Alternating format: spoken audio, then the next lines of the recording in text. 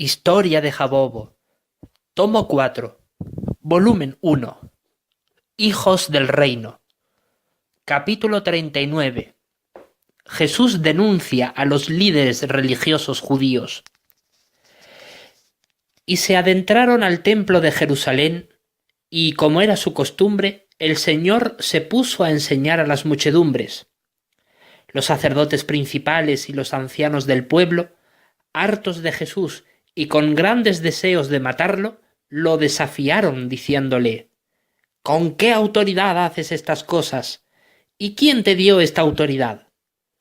Jesús les respondió: Yo también les preguntaré una cosa. Si me la dicen, yo también les diré con qué autoridad hago estas cosas. El bautismo por Juan, ¿de dónde era? ¿Del cielo o de los hombres? Sus oyentes comenzaron a razonar entre sí. Si decimos del cielo, nos dirá: entonces, ¿por qué no le creyeron? Sin embargo, si decimos de los hombres, tenemos a la muchedumbre a quien temer, porque todos tienen a Juan por profeta. Así que le respondieron a Jesús: no lo sabemos. El Señor a su vez les dijo: tampoco les digo yo con qué autoridad hago estas cosas. Y mientras los religiosos aún se hallaban avergonzados por la respuesta que les dio Jesús delante de toda la gente, el Señor los denunció así mediante esta ilustración. ¿Qué les parece? Un hombre tenía 2 hijos. Dirigiéndose al primero, dijo: Hijo, ve, trabaja hoy en la viña. En respuesta, éste dijo: Iré, Señor, pero no fue. Acercándose al segundo, dijo lo mismo. En respuesta, éste dijo: no quiero. Después le pesó y fue. ¿Cuál de los 2 hizo la voluntad de su padre? Ellos le respondieron: el segundo. Jesús les dijo: en verdad les digo que los recaudadores de impuestos y las rameras van delante de ustedes al reino de Dios. Porque Juan vino a ustedes en camino de justicia, pero ustedes no le creyeron. No obstante, los recaudadores de impuestos y las rameras le creyeron, y a ustedes, aunque vieron esto, no les pesó después, de modo que le creyeran. Por eso, oigan otra ilustración. Había un hombre, un amo de casa, que plantó una viña y la rodeó de una cerca, y cavó en ella un lagar, y erigió una torre, y la arrendó a cultivadores, y viajó al extranjero. Cuando llegó la época de los frutos, despachó sus esclavos a los cultivadores para conseguir sus frutos.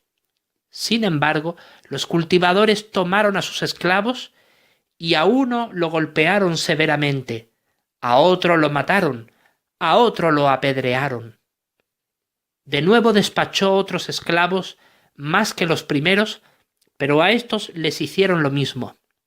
Por último, despachó a su hijo a ellos, diciendo: respetarán a mi hijo.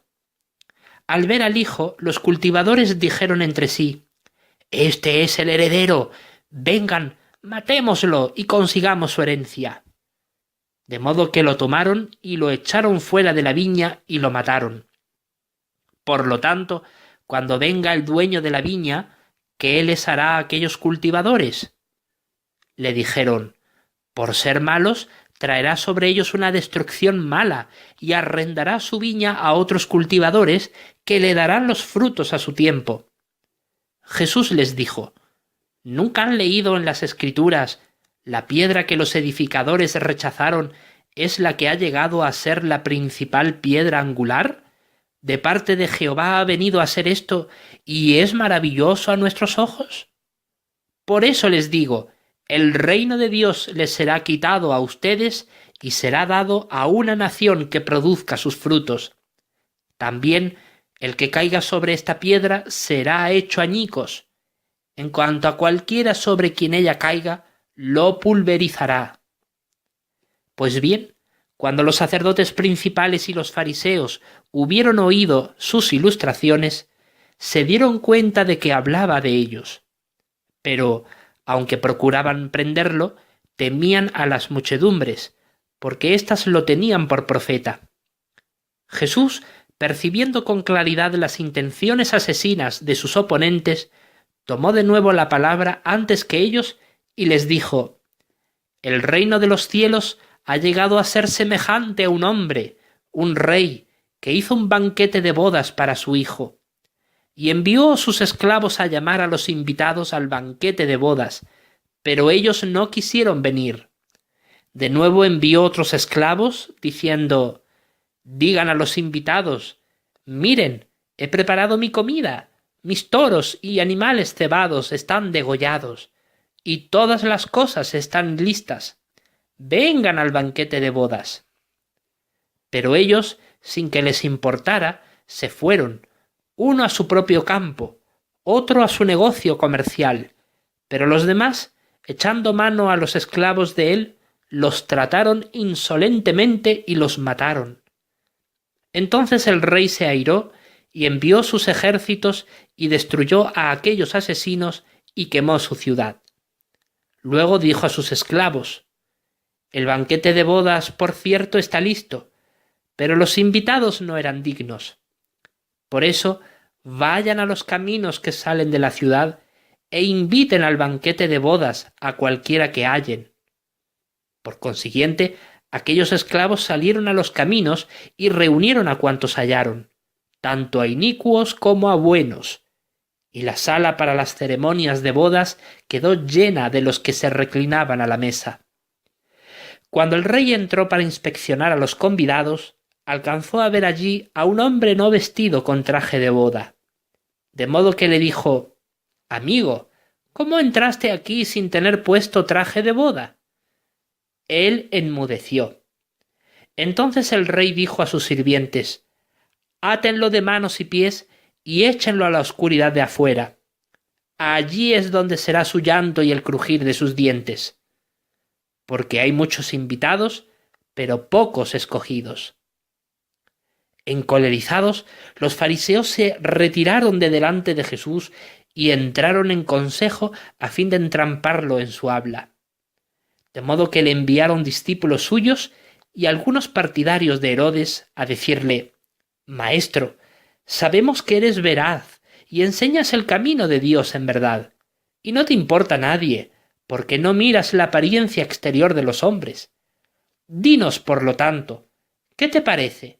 ¿Es lícito pagar la capitación a César o no?». Pero Jesús, conociendo su maldad, les dijo: «¿Por qué me ponen a prueba, hipócritas? Muéstrenme la moneda de la capitación». Ellos le trajeron un denario, y él les dijo: «¿De quién es esta imagen e inscripción?». Dijeron: «De César».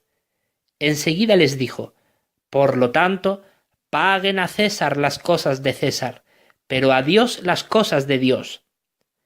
Pues al oír aquello se maravillaron, y dejándolo se fueron.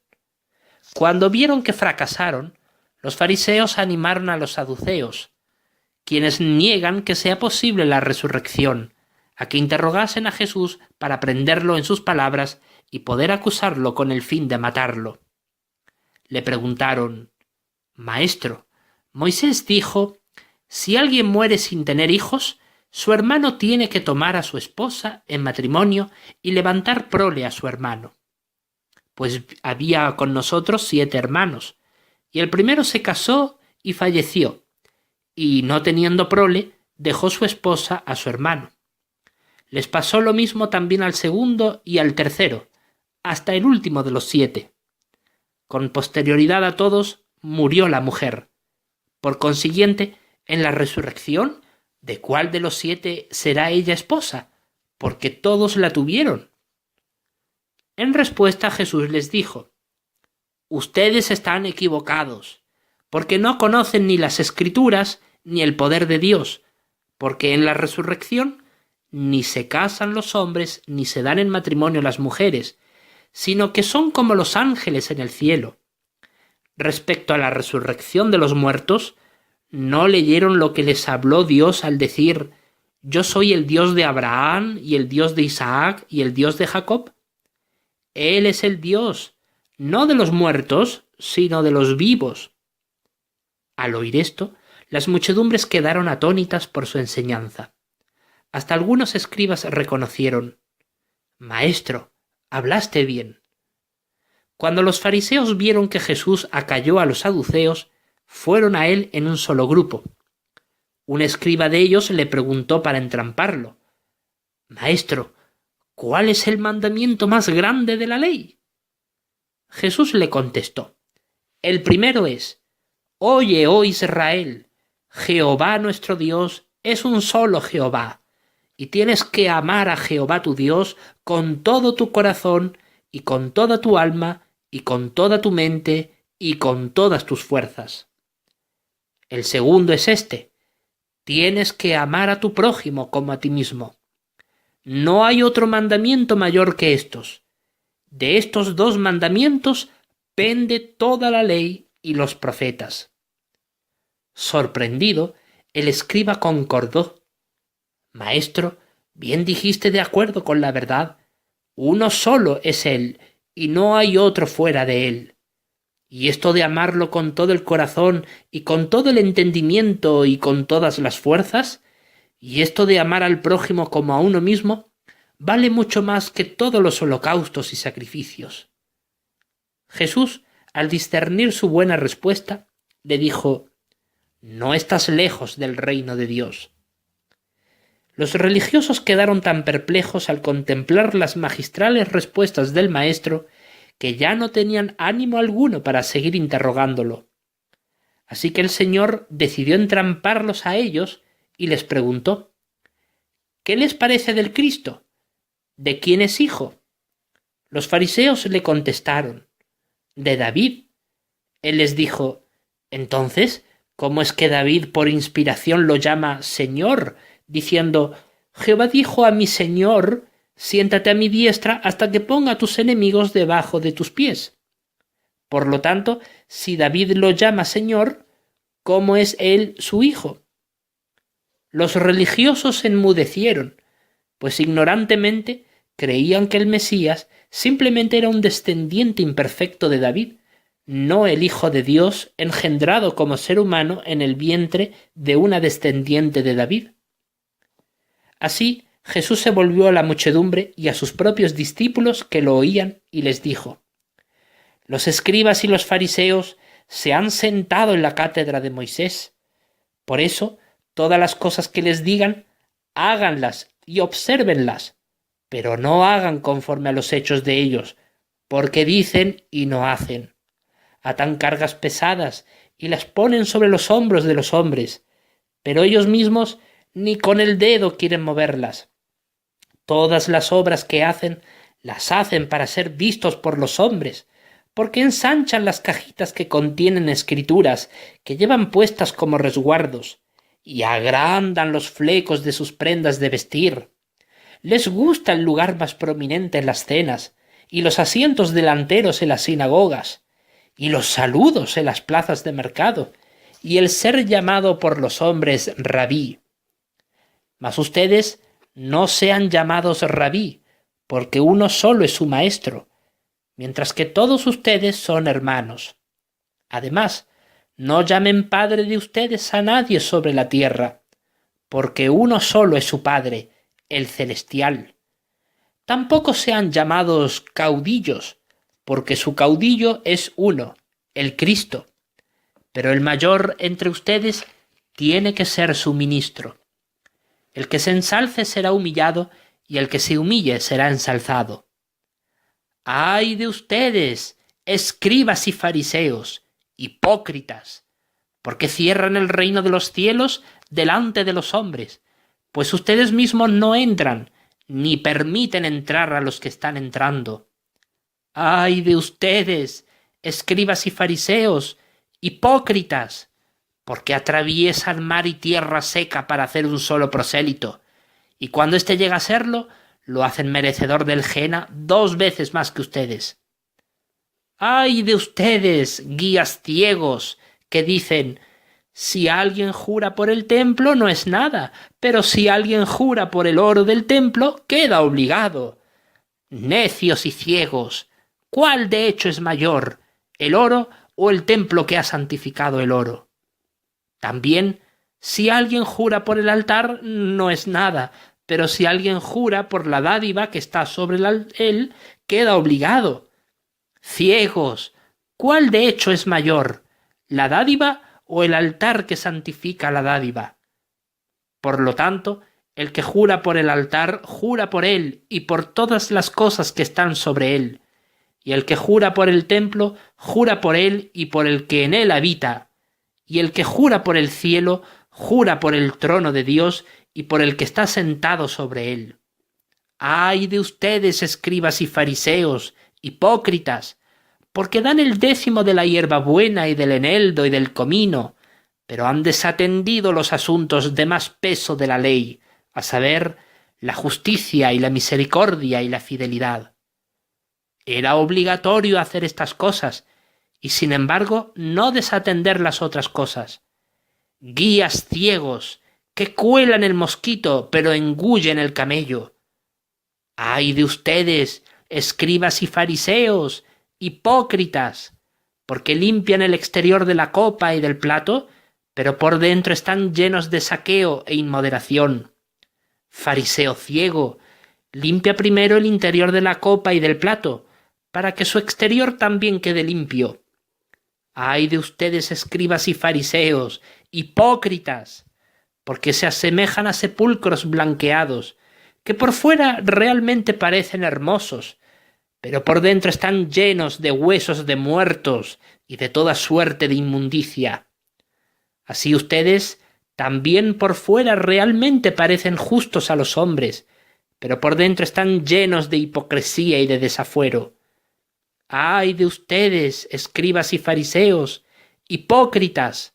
Porque edifican los sepulcros de los profetas y adornan las tumbas conmemorativas de los justos, y dicen: si hubiéramos estado en los días de nuestros antepasados, no hubiéramos sido partícipes con ellos en la sangre de los profetas. Así que dan testimonio contra ustedes mismos de que son hijos de los que asesinaron a los profetas. Bueno, pues, llenen hasta el colmo la medida de sus antepasados. Serpientes, prole de víboras, ¿cómo habrán de huir del juicio del Gehenna? Sí, de la destrucción eterna. Por eso, miren, les envío profetas y sabios e instructores públicos.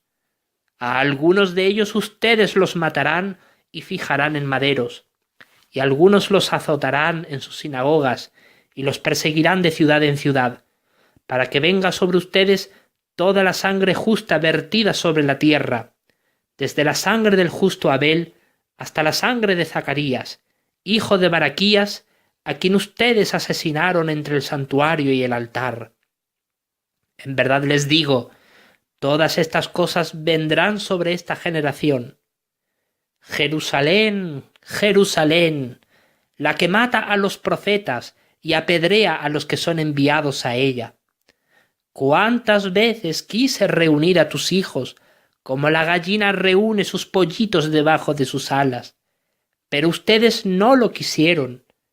Miren, su casa se les deja abandonada a ustedes, porque les digo, no me verán de ningún modo de aquí en adelante hasta que digan: bendito es el que viene en el nombre de Jehová.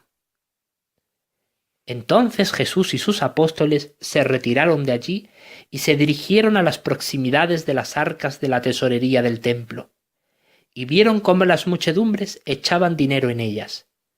Y los ricos echaban muchas monedas, pero después de estos se acercó allí una viuda pobre que sólo pudo echar en ellas 2 monedas pequeñas de muy poco valor.